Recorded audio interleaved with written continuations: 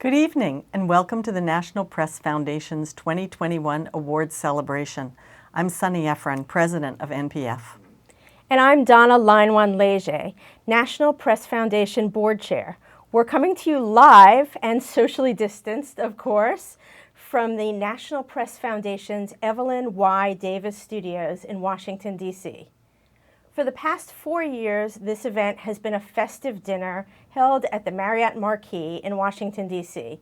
We're virtual this year for obvious reasons, and though we miss our iconic Newsboy cocktail, we are grateful for your continued support and for the opportunity to be joined virtually by people around the world to celebrate journalists who persevered in a very challenging year. Tonight, we honor the best in journalism, and we'll hear from award winners, including a panel discussion in about 30 minutes with George Will, NPR's Audie Cornish, Detroit Free Press editor Peter Bhatia, and moderated by CNN's Dana Bash. Later, you can join many of our winners in their own masterclass breakout rooms, where you can ask questions about how they got their stories. The schedule is on your reception page. We hope tonight's experience will be fun and inspirational. There's no need to silence your cell phones. You can wear whatever you want, and you can chat with other attendees at any time by clicking on the networking button on the left side of your screen. And when inspiration hits, please consider donating so we can continue to provide the free training that makes great journalists even better. You'll find the all-important Donate Here button on the left side of your screen. And if you feel the urge to tweet, tonight's hashtag is Journalists Inspire. And they surely do, as our first award will show.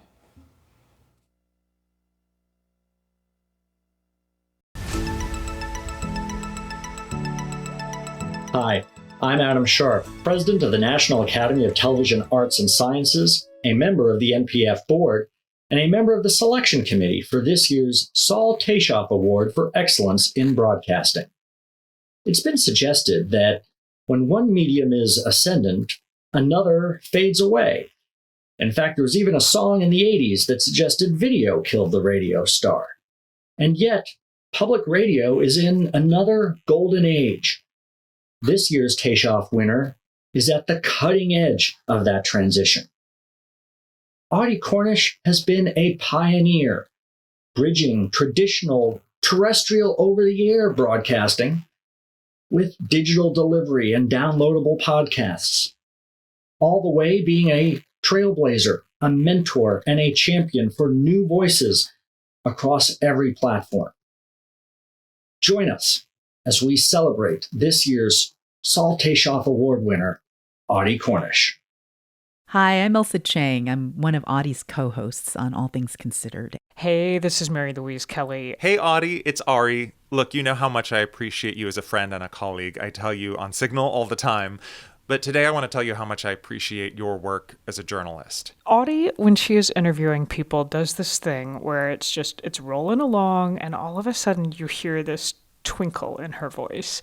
Maybe you hear a little chuckle and you know she has locked on. You can hear it in her tone immediately when she detects that someone is full of you know what. And listening along, you can't help but do the same thing. You lean in, you lock on, you're kind of along for the ride with the person who's being interviewed. And she is one of the few people who has the guts to call it out, both on and off mic. From projects you did years before I arrived at All Things Considered, like when your team came to London to report on Muslims in Europe, or your coverage of the shooting at the Black Church in Charleston, to more recent projects like making Consider This a must-listen podcast every day.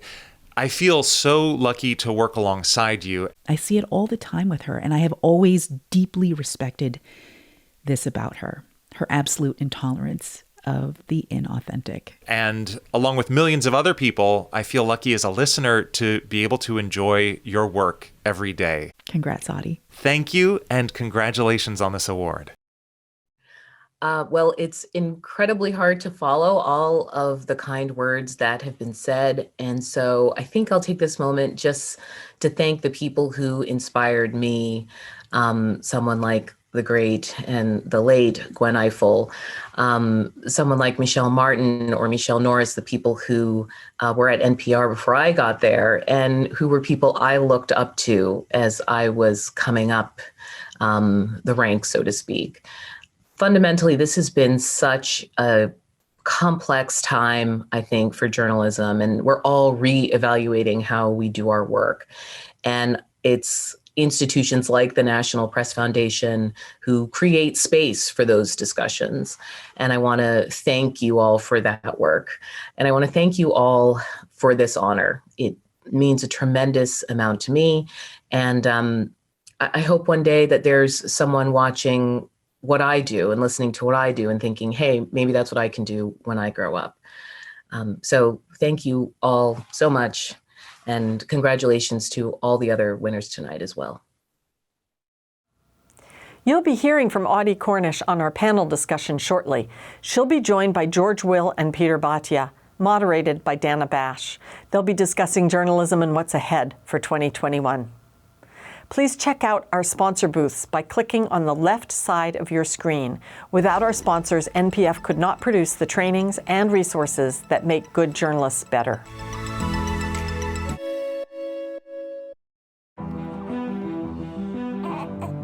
Because being healthy is what's most important to all of us. At Bayer, this is why we science.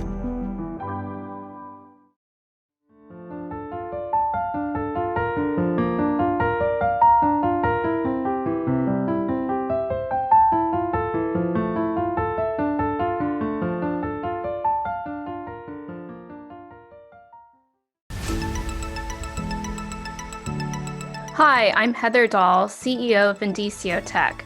On behalf of my fellow judges and NPF board members, Jim Brady and Rafael Lorente, I'm honored to announce Jonah Kessel and Hiroko Tabuchi of the New York Times as the winners of the Innovative Storytelling Award. Using a plane crammed with scientific equipment and an infrared camera, Jonah and Hiroko reported a groundbreaking piece that made invisible methane emissions visible to their readers for the first time. Following tonight's program, just click Breakout Rooms on the left of your screen and join me in a conversation with Jonah and Hiroko about how they use technology to create their award-winning story.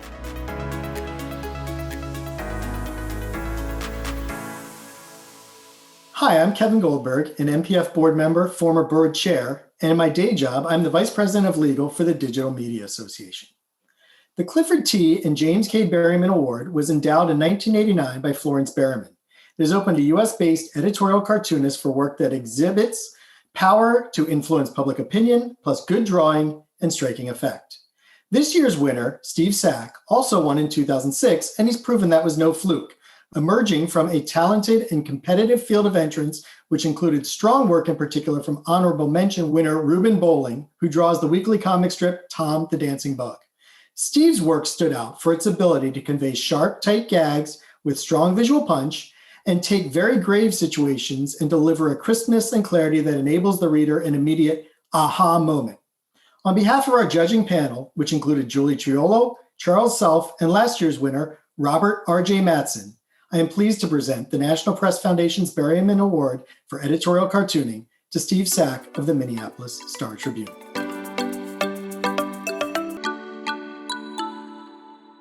Sincere thanks also to Steve Sack for creating the wonderful Newsboy cartoon that appears on our event site and on the cover of our program. You can even download it if you wish from our reception page.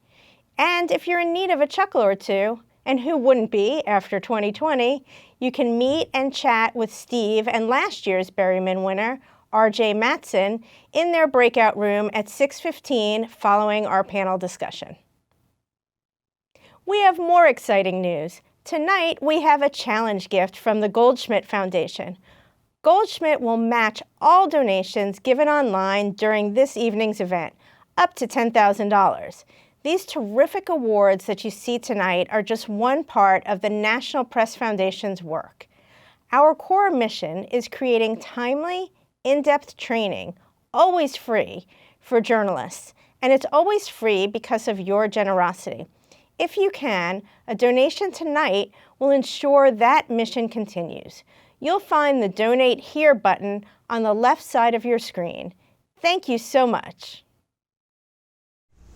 2020 was a year like no other, and Peter Bhatia and his editorial team at the Detroit Free Press bore witness to it all.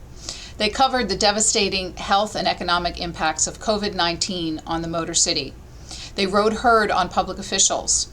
They documented the racial justice movement, and they got out the facts about the contested 2020 election. The Freep's website report on 2020 summarized the paper's contributions like this. Perhaps the most valuable role we served was ensuring that the truth got out in a year rife with misinformation. For his strong editorial leadership of the Detroit Free Press in the year 2020, and for his long-standing commitment to diversity in the newsroom and the paper's reporting, the National Press Foundation is pleased to name Peter Bhatia as our 2020 Ben Bradlee Editor of the Year. Good evening. Winning this award is an incredible and profoundly humbling honor. It fuels my determination to keep fighting for great journalism with every breath I have. But the best part may be that my hometown paper, the Moscow Pullman Daily News, which serves the college towns of Pullman, Washington, and Moscow, Idaho, called me and did a story on Local Boy Makes Good. The story noticed that I published, and the quotation marks are important, a neighborhood newspaper when I was 12 years old. It was printed by my dad on a mimeograph machine at his office at Washington State University. So you could say journalism has defined me for more than half a century. I'm deeply grateful to the National Press Foundation for this honor and to the judging panel. To join the list of past winners, I've got a serious case of imposter syndrome tonight. A shout out to my incredible colleagues at the Detroit Free Press and in Gannett, without whom I wouldn't be here tonight. In a long career, you may have worked in a few places. So to everyone I worked with in Spokane, San Francisco, Sacramento, Fresno, Phoenix, Dallas, York, Pennsylvania, and Cincinnati, thank you too. Yep, I've worked in all 4 time zones. The last 4 years have tested journalism as it has never been tested. I don't think any of us will ever forget the murder the media scrawl at the Capitol January 6th. We have a great deal of work to do to arrest the spread of what RAND researchers have called truth decay. How we do that is the issue. The conversation today needs to be about what's next. How does journalism rebound? How do we keep this sacred and vital craft alive? Because truth decay is everywhere. Look at the impact in my adopted home state of Michigan. Near violence at a vote counting center in Detroit. False allegation after false allegation about the number of voters here. The president claiming how much he had done for the auto industry in Michigan, when in fact he had done very little. If not for my colleagues at the Free Press and at other media outlets in our state, these untruths might never have gone unchallenged. But we rejected the false equivalencies or the must-have two sides of the past. We reported what really went on inside the convention center in Detroit on the tumultuous night of vote counting. Our reporters and photographers were there to tell readers what really happened. We were a line of defense against truth decay. The damage that has been done to our society does not go away with a change in curtains and carpets in the Oval Office. It will not happen with business as usual. As journalists, we have to get out and engage with people. We need to partner with news startups, ethnic press, nonprofit sites to expand our reach. We need to accept we do not have a monopoly on information, and we must be willing to connect and really talk with those who don't agree with us or trust us. We must be much more transparent in our work and explaining to audiences why we do what we do. Journalism is at the heart of our democracy. As journalists, we must fight for it every day. We must stand for the principles that define us, and we must be relentless. We are about truth. We must deliver the truth. We must defend the truth. I am optimistic that we can get this done. Thank you.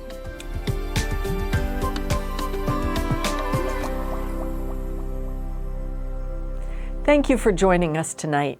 Your support of this event will go toward National Press Foundation training programs that educate journalists in the United States and around the world.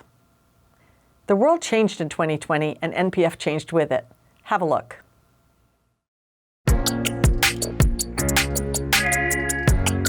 The National Press Foundation's sole mission is training and educating journalists.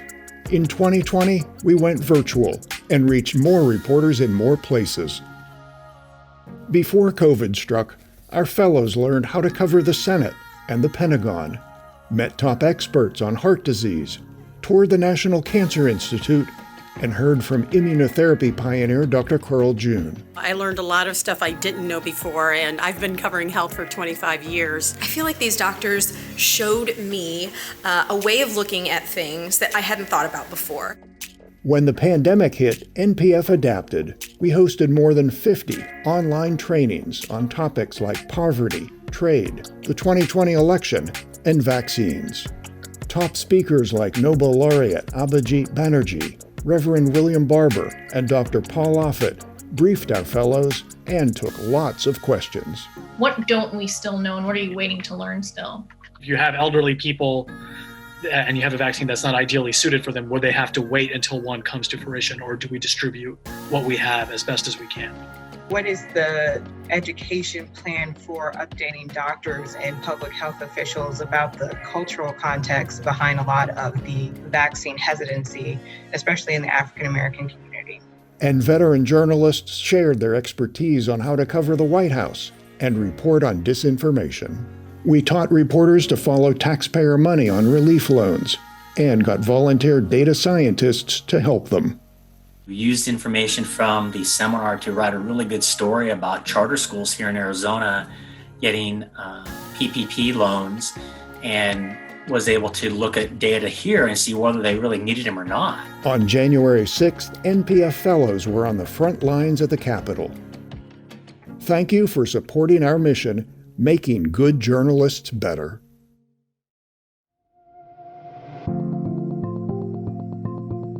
NPF fellows were on fire in 2020. Here is some of their work.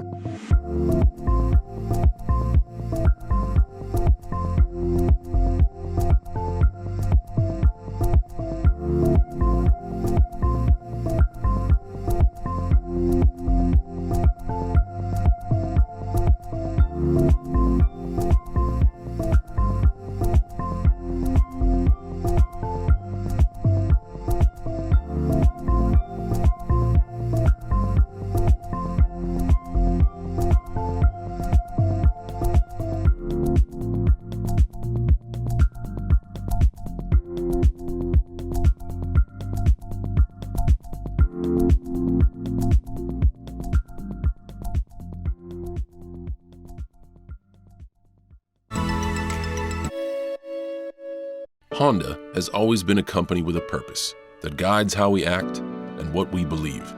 Our purpose is to do our part to make people's lives better with the communities in which we work and live, and we're honored to help people reach their life's potential.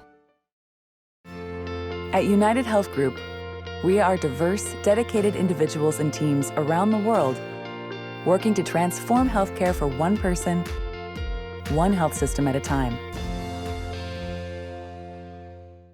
Hey, get ready for the next client call. I was born ready. Well, are you ready to take that call on a yacht? Yacht sounds great, but I'm liking the setup in here. Carry on, Captain, carry on.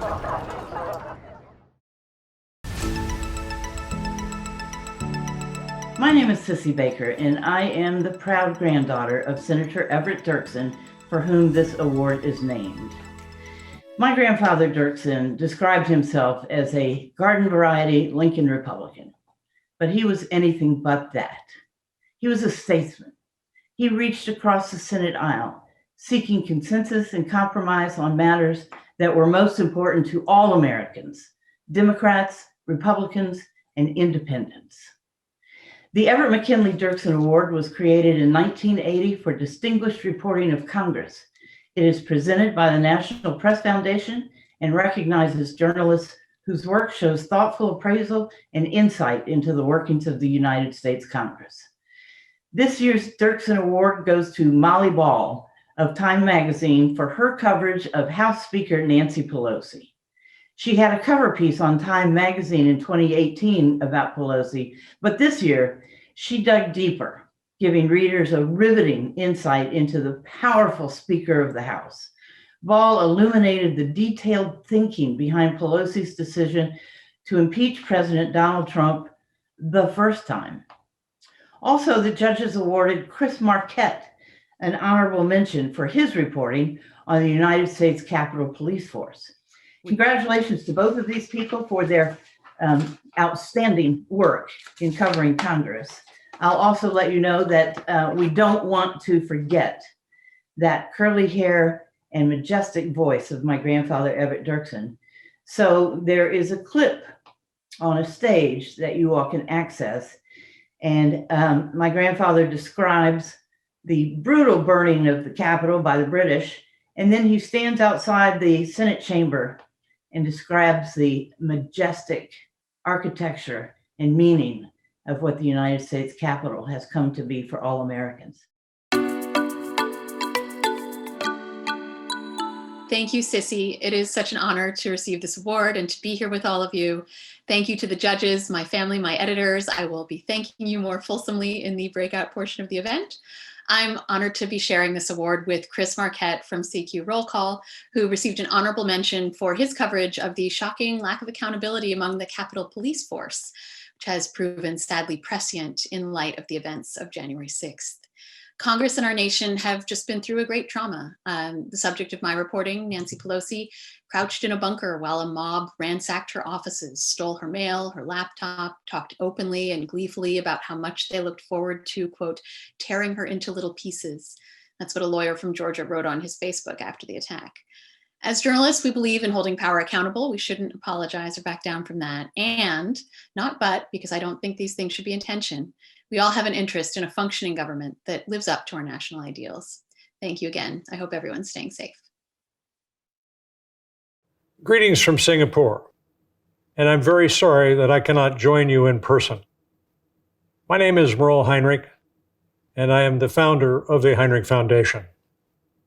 During my 50-year career in Asia trade development, I have seen firsthand the tremendous economic benefits of trade, and specifically in its contribution to the reduction of poverty.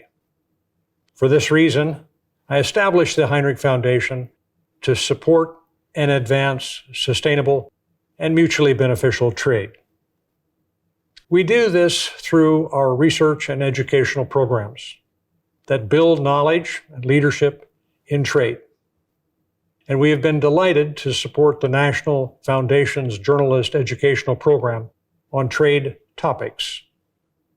Today, I believe the world is at a critical juncture over the role of trade, as evidenced by three current issues. First, the ongoing tensions among major trading partners like the United States and China. Second, the inability of the rules-based multilateral framework to deal with the reality of contemporary trade and technology. And third, growing protectionist sentiment around the world, all of which has been exacerbated by the COVID-19 pandemic. It is critical that we have exemplary reporting to illuminate and advance the public's understanding of international business and trade, both the positive and negative. Therefore, I'm delighted this evening to present the Hinrich Foundation Award for Distinguished Reporting on Trade to the Washington Post. My thanks to the judges and congratulations to David Lynch, Carol Leonnig, Josh Dawsey, and Jeff Stein. Thank you. You can join David, Carol, Josh, and Jeff in their own breakout room, moderated by Mark Hamrick of Bankrate.com, following our panel discussion. Hello, I'm Kathy Guest, NPF board member, and one of the judges for this year's Feddie Reporting Award. The Feddie Award recognizes outstanding reporting about the impact of federal laws and regulations on local communities. We're proud to honor the 2020 winners, Brett Murphy and Letitia Stein of USA Today. Their devastating 3-story expose showed how the dysfunctional response to COVID by the U.S. Centers for Disease Control and Prevention affected local communities. You can learn more about their work and congratulate them in their breakout room following this show. In the following video, we'll hear from them briefly about how they got their story.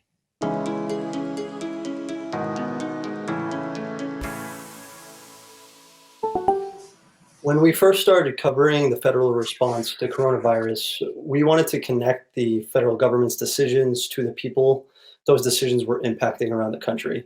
So in addition to sourcing inside the CDC to learn about those decisions in real time, who was influencing them, what was wrong-headed and what was right, we also sent records requests, not just to the CDC and the federal government, but to local and state health agencies all over the country.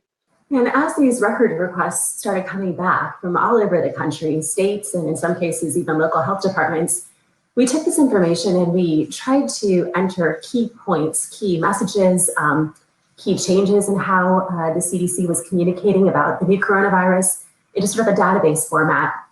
And then we were able to step back and take a look based on that and what some of our reporting through sourcing was telling us, and really create a very definitive picture of what had happened at individual points in time. And this was what allowed us to write a lead that could basically say that the week that America lost the fight against the coronavirus, the CDC was assuring local officials that everything was under control.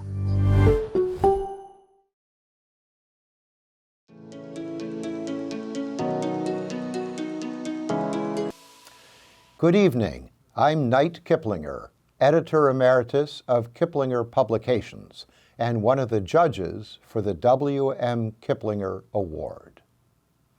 Our committee was not put off by the fact that George F. Will has already received just about every honor a columnist can garner.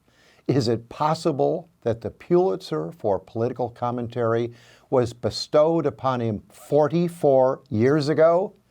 But we believe that this venerable, prolific pundit really hit his stride in just the past few years.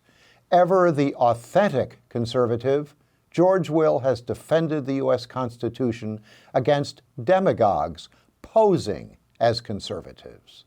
In the words of one of our judges, George Will has, quote, remained moored to his principles, setting an example for conservatives and liberals, Republicans and Democrats, populists and progressives. Another of our judges noted that a George Will column, even without a byline, is recognizable for its erudition, grounding in history, and the occasional word that sends the reader to a dictionary. And so, for his many distinguished contributions to journalism, we honor George F. Will with the W.M. Kiplinger Award. I want to thank all those who are responsible for me receiving this high honor, particularly Knight Kiplinger, who himself should get an award for distinguished contributions to journalism. I'd like to say a few words about some of the large issues of the day, which I think are related in a way that perhaps people have not sufficiently understood. I want to talk about the future of conservatism with reference to two particular issues. One is the restoration of fiscal sanity and realism on the part of the national government, and the other is immigration. I think these two are linked because both are very important to economic growth, which itself is important to taming our politics, dampening distributional conflicts, and producing more equality. Now, our country has, over its almost 250 years now, has absorbed 100 million immigrants. So don't believe those who say that they can't absorb any more immigrants. The principal problem right now is what to do about the 11 million unauthorized immigrants who are in the country today. The beginning of wisdom is to recognize something. 62% of these 11 million have been here at least 10 years. 21% have been here at least 20 years. So when people say they ought to go home, understand something. They are home. This is their home. They are woven into our communities. And indeed, a majority of Americans, a large majority of Americans, and even a majority of Republicans believe that there should be what President Biden is now proposing, a path to citizenship on the part of these 11 million. This is particularly important as an issue to begin the Biden presidency because it challenges the Republican Party to begin its long emancipation from the 45th president. Republicans became quite subservient to Donald Trump, whose campaign in 2016, from the moment he came down the escalator in Trump Tower in June of 2015, was oriented primarily to immigration and stoking anxieties, fears, and resentments about immigration. This has made the Republican Party susceptible to a kind of blood and soil ethnic understanding of nationality rather than nationality as embracing the American creed. The Republican Party has to choose whether we're a creedal nation, as Republicans used to believe, or whether we're an ethnic nation, a white Anglo-Saxon Christian nation, as some on the right would prefer.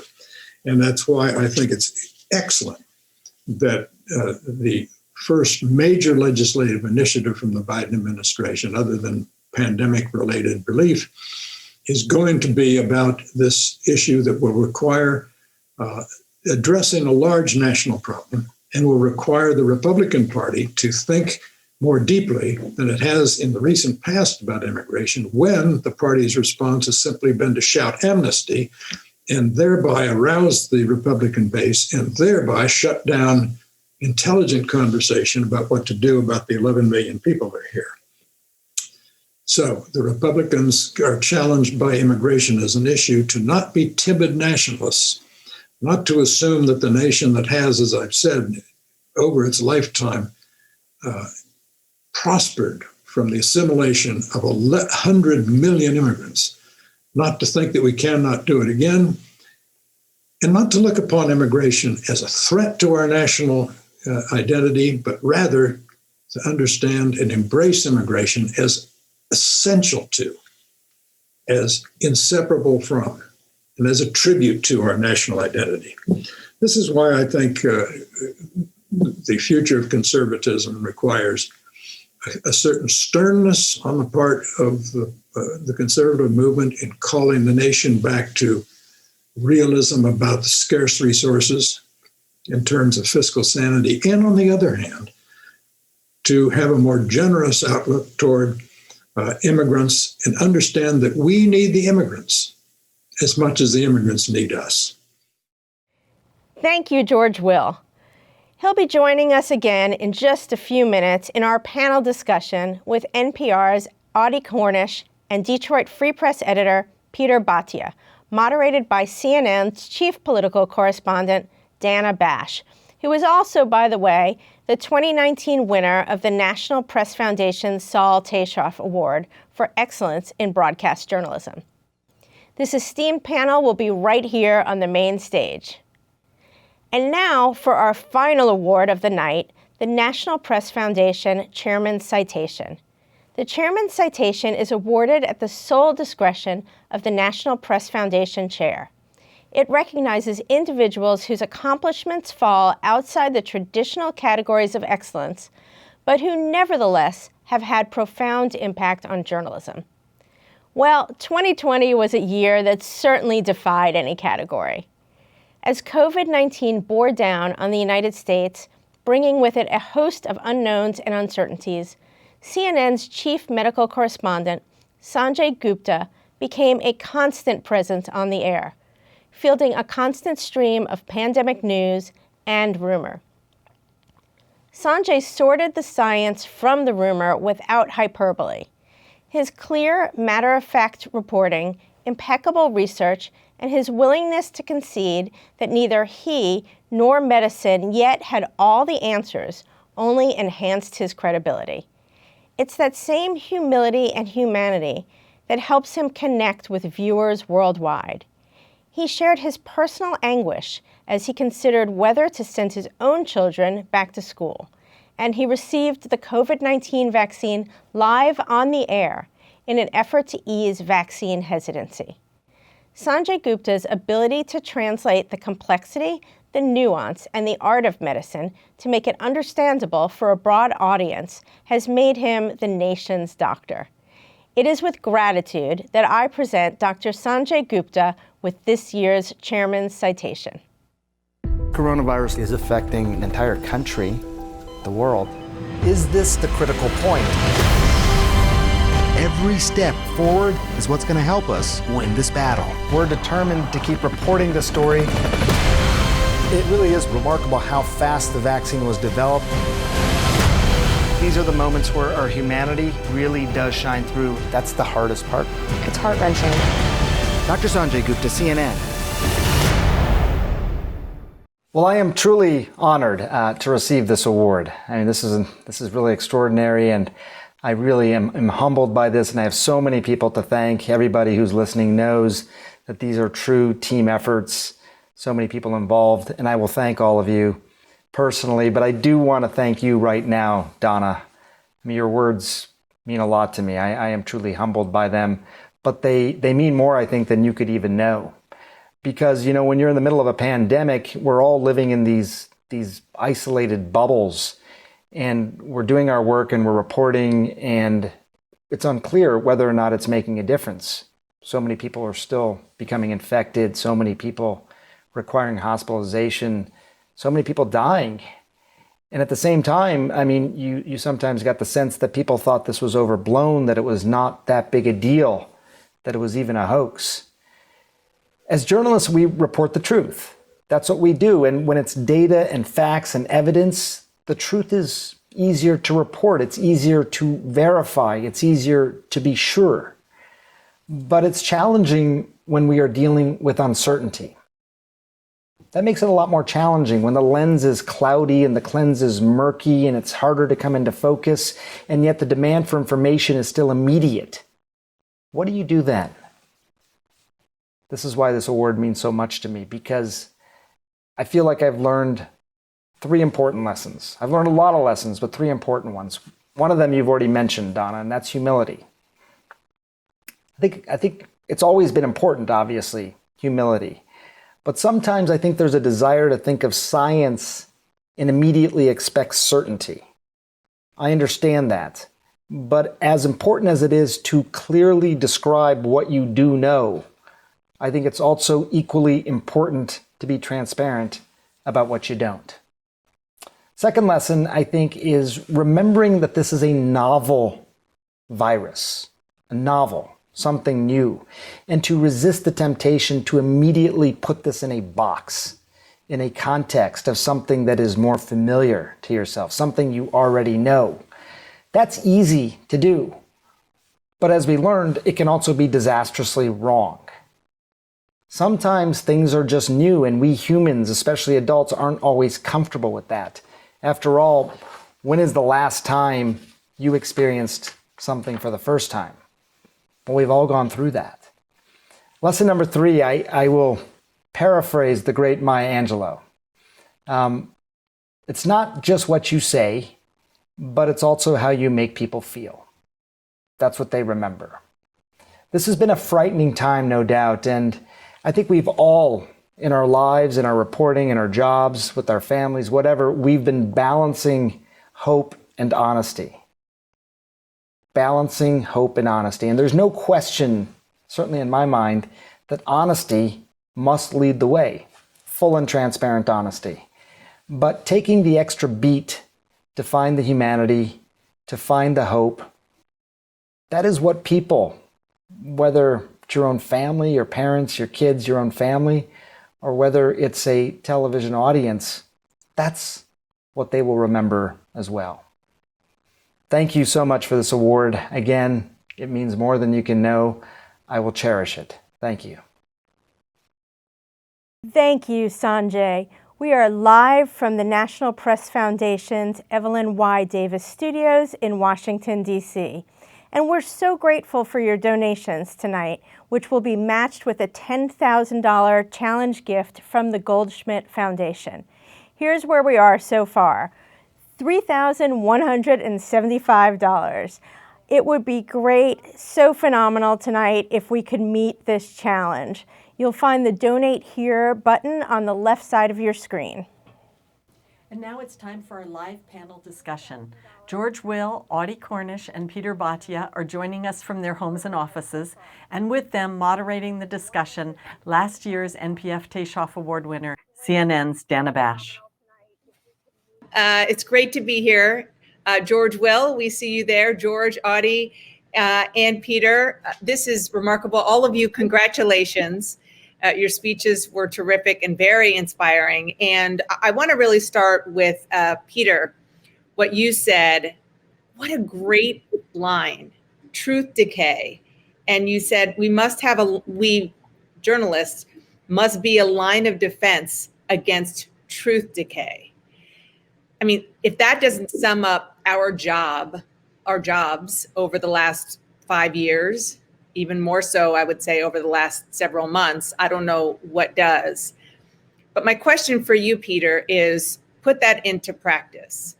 How do you do that as an editor, as somebody who is, getting your troops to follow that that really important kind of battle cry for journalism when it's not easy these days, because there are a lot of people telling your readers and our viewers and listeners that we're not telling the truth, even though that's not always the case. In fact, they're the ones who are lying.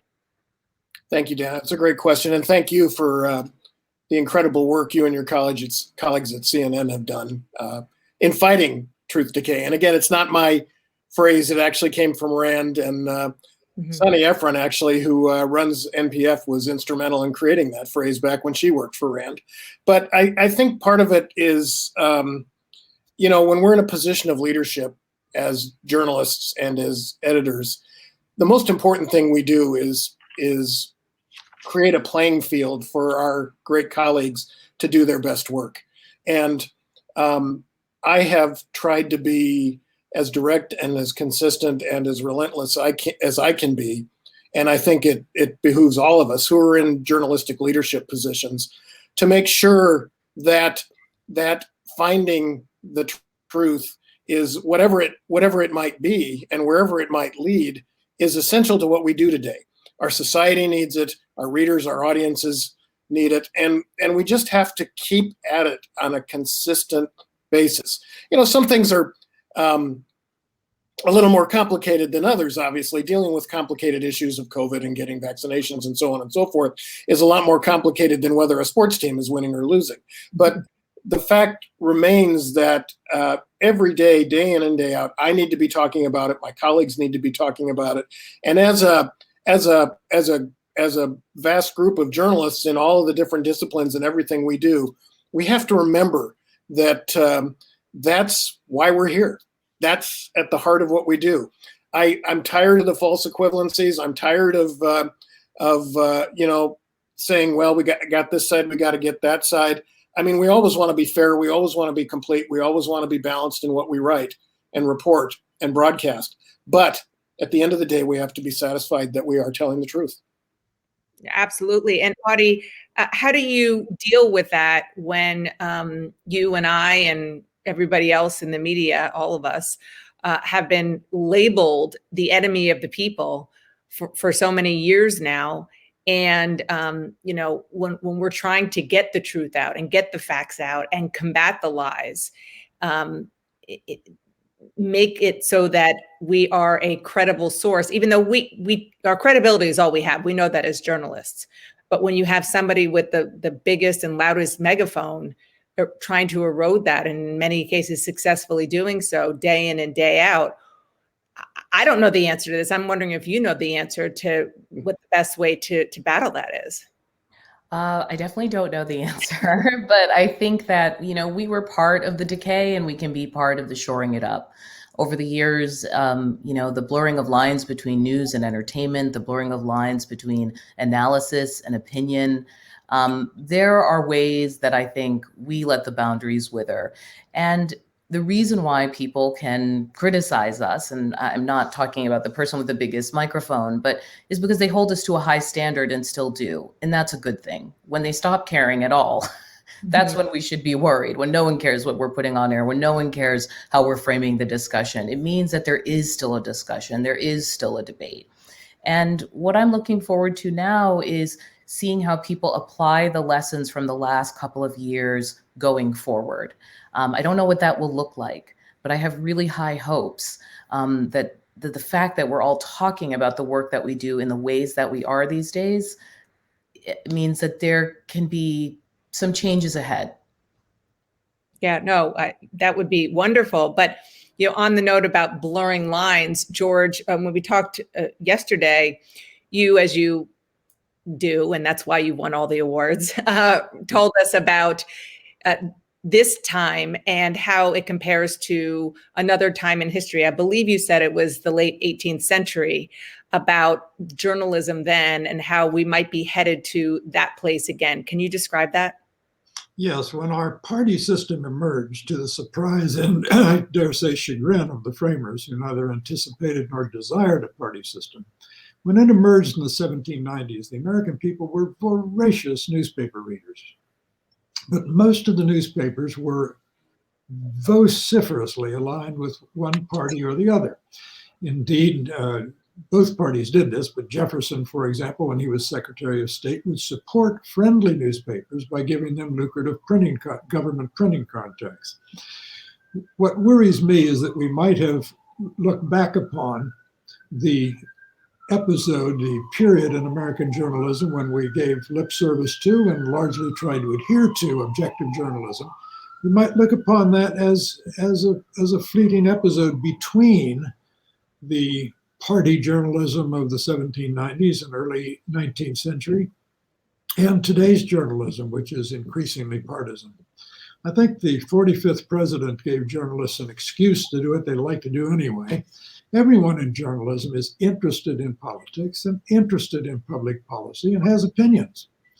Now, what we've done generally in the past is quarantine opinions. People like me who are paid to be opinionated, they put us on op-ed pages so people know what they're getting. If they don't want opinionated journalism, they can go to the sports pages. But if they want it, there it is, and it's fenced in a little bit.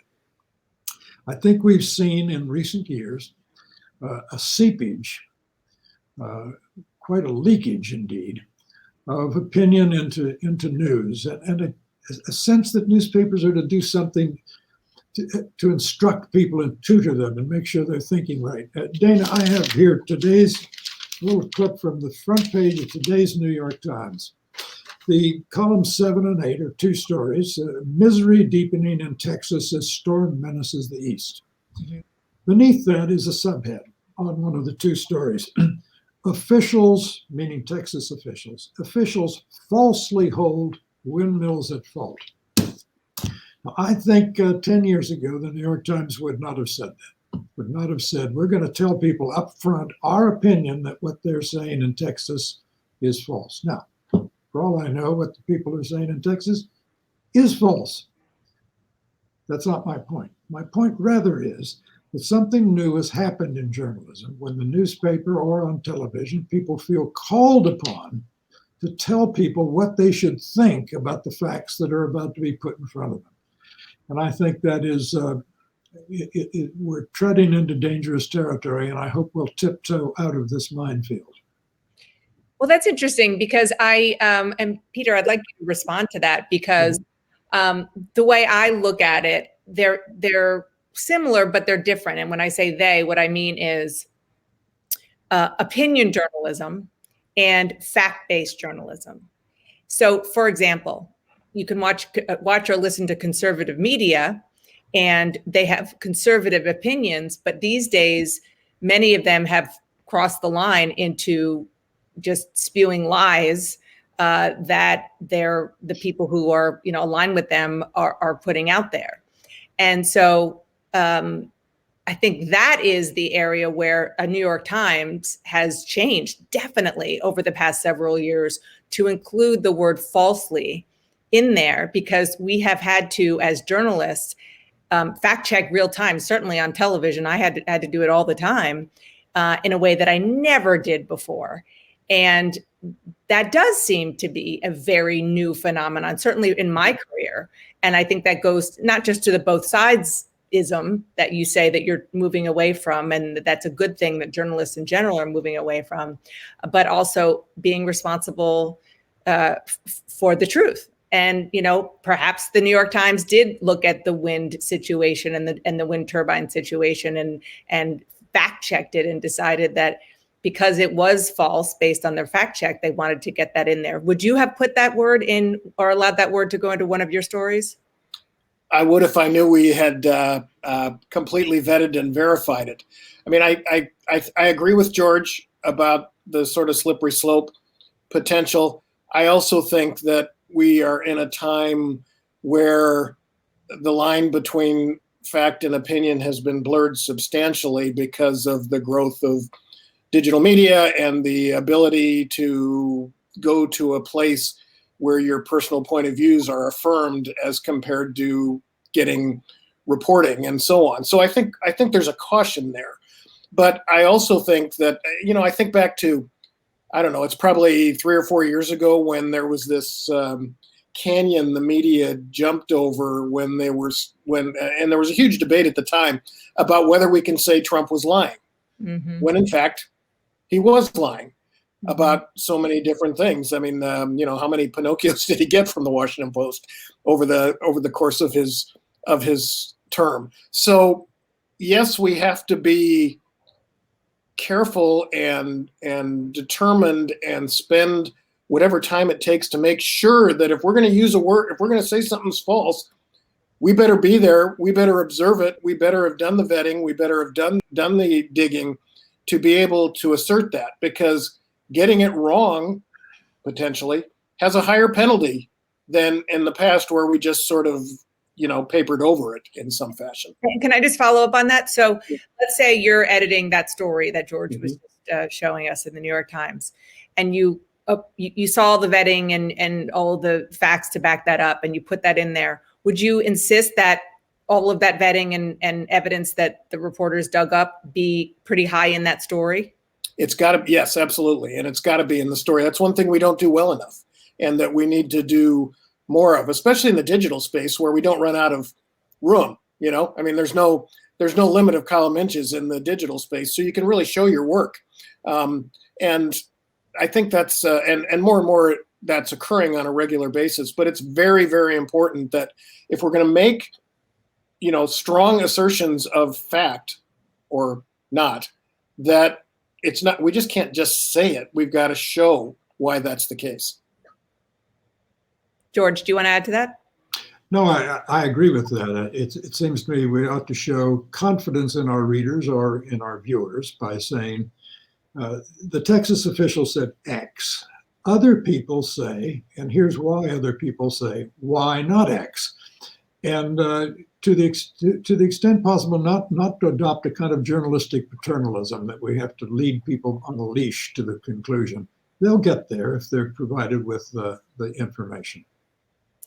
And Audie, on that, I mean, I think one of the things that George was alluding to is, you know, cable news outlets who have very open points of view, digital sites that have very open points of view, and you know, talk radio that has very deliberate points of view. That has become, you know, I don't know if it's the norm, but you know, it has become almost accepted that people subscribe to their own sets of facts, not opinions or philosophies, but more and more facts. And, you know, that has absolutely eroded and continues to erode the sense of comity with a T, and also just the idea that the whole country has such a deep divide, and it feels like it is getting worse, and that opinion or point of view, and sometimes not always fact-based media is making that happen because everybody's living in their own echo chambers, and they can't rely on a Walter Cronkite every night anymore. They can't. They don't. I think that's an incredibly interesting point, and I want to come back to something briefly that George said about, how to cover a story like what we're seeing in Texas, and the idea of not leading people to facts. I do think that is like kind of the job, is to present the facts at hand. If an official says that the problem is X, but it turns out that's actually not the problem, not because somebody else says it, because factually it's not it. For instance, in this case, the issue of wind turbines, and that make up 13% of the power in the state. And right now, the state is not down only by 13%. It's down by a lot because the entire system has failed. That's the kind of thing that, yes, it is actually our job to point that out, or it is actually our job to say if something is false, if the actual percentages show that's not the case. As for the divided media landscape, oh, sure, go ahead. I thought, because that's an interesting point. I just want to get George's response to that. I quite agree. I mean, if someone says something false, the falsehood should be demonstrated. But it's one thing to put it in the headline and say, officials falsely declare, meaning what you're about to read is going to take you to that conclusion. Would it not be better to say, Texas officials said X about the wind terminals, other people, and then you quote them, you track them down, you get them, you list their credentials, and you cite their evidence. And you let your readers come to the conclusion instead of putting it in a headline that they read before they read anything else in the story put in front of them. I guess I think that it's hard for me to be piqued about what's on the headline of a newspaper when so few people are getting their news from a paper print newspaper. People are going to be seeing things in headlines, in feeds. It's literally called a feed thanks to social media. And the way we take in news is very different now. I think that one of the things we've learned is that a lot of this can be manipulated because of algorithms, because of the way internet media is structured. And we're still reckoning with that. It's not exactly clear how you do place context, how you do announce a fact in a way that someone will retain it. I mean, one lesson briefly that we learned during the last couple of years is that when you are trying to debunk something or insist on a fact, people actually just remember the thing that you've repeated, the thing that's false. You actually have to be careful how you say this information in terms of what people will retain. And people doubt fact checking now as a result. So I'm not saying I have the answers to these things, but I don't think it'll be solved necessarily by having such high standards or high explanation for what's in a headline, which is by definition a handful of words, and will actually be different on the website, Facebook, Twitter, will be promoted differently by your aunt who's a climate denier and your nephew who is a climate change activist. There's a lot of people in the mix now. We're not the gatekeepers, and we have to reckon with that. I don't have the answer to that, but I do know that kind of critique can only go so far in this environment. Yeah, and Peter, pick up there because we aren't the gatekeepers as much as we want to be. And that kind of goes to my lengthy question to Audie before about the fact that people are living in their own echo chambers. So take us out of our echo chamber here in Washington, out into the real world where you are and in Michigan, and tell us what we should know as journalists from you as somebody who is covering not just political news, but news in general at a state level. Yeah, that's such a wonderful question. Thank you. I mean, real people, if you want to call it that, out here in Michigan and so on, have a lot more going on in their lives and a lot greater concerns than, whatever's going on in the halls of Congress, not counting, of course, January 6th. But I do think that people, everything Audie said was right, but people still have a craving for understanding. And for those of us in the mainstream, whether we're here in Detroit or inside the Beltway, it's still really important that we get to the essence of what the stories are about. We have to be reporting every day information on the administration of COVID vaccinations, because that's a very personal issue to people here in Michigan, like it is everywhere. in the country right now. So it still brings us back to truth, I think. It's still a really essential part of what we do. But, I think we always have to be focused too on what matters to the people we're serving.